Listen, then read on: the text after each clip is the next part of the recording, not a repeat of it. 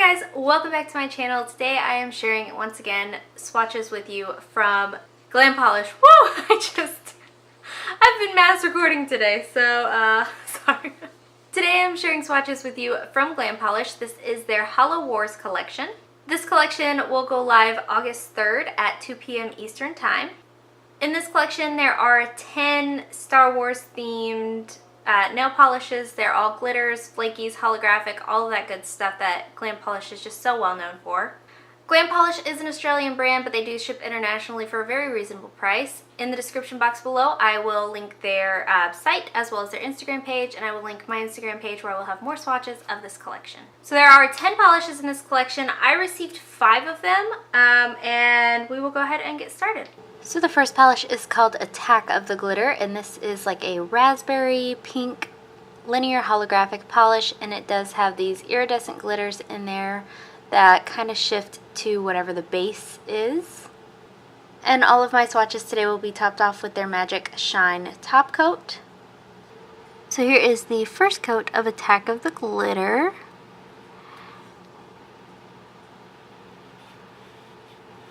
So it is a little bit sheer on that first coat, and this one is a little bit thicker, this nail, than the previous nail. You do get a good amount of that micro glitter out on your nail though. It is a pretty easy formula to work with. Glam Polish usually has really fantastic formulas. So there is the first coat. So here's the second coat of Attack of the Glitter, and this one does get completely opaque in 2 coats. That glitter in there is going to dry down a little bit textured, and it will be a little bit difficult to remove, but it's not too bad. And this will also dry more hollow than it applies. So there is 2 coats.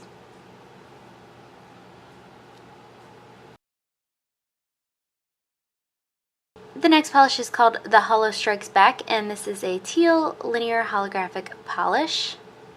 So here is 1 coat of the Holo Strikes Back. This one has a phenomenal formula. It's so easy to use, and it is a 1 coater. You just have to work with it a little bit to get it there.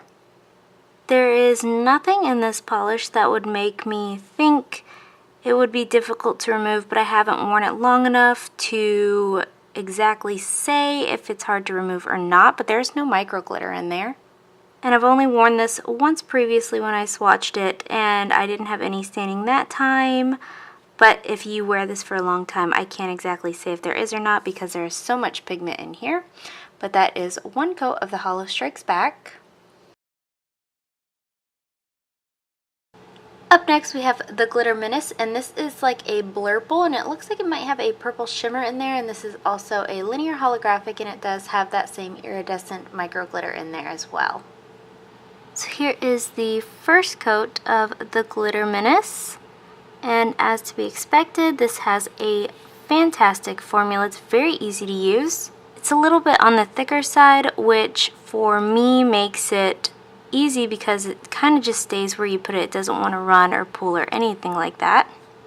I can still see my nail line here on the first coat, so I am going to let this dry and go in for a second coat. So there's the first coat. So here is the second coat of the Glitter Menace, and this one does cover completely in 2 coats. This does dry much more hollow than it applies, and it does have the same micro glitter in there that Attack of the Glitter had. So it will dry a little bit textured, and it will be a little bit difficult to remove as well. So there is 2 coats of the Glitter Menace. Up next we have the Phantom Flakie, and this is a grape purple linear holographic, and it has these little micro iridescent flakies in there as well as maybe some of the micro glitter in there as well. So here's our first coat of the Phantom Flakie. Once again, this is a really nice formula from Glam Polish. I do feel like it might be a little bit thinner than the rest of the polishes in this collection, but that could also just be me. It is a little bit sheer here on this first coat. It is one though that I feel like after a couple uses you would be able to get away with one coat. There's also that same micro glitter in here, so it is going to dry just a tiny bit textured and it will be just a little bit difficult to remove. So there is one coat.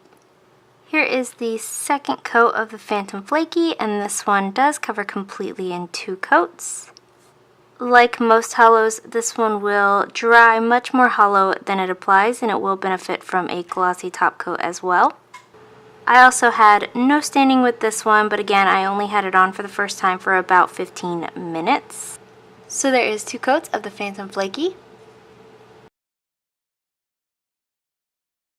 And lastly, we have Return of the Shimmer, and this is a black base, and it's got like a purpley blue shimmer running throughout it. It is a linear holographic as well, and then it does have these little micro flakies in there. So here's one coat of Return of the Shimmer, and this one again has a phenomenal formula.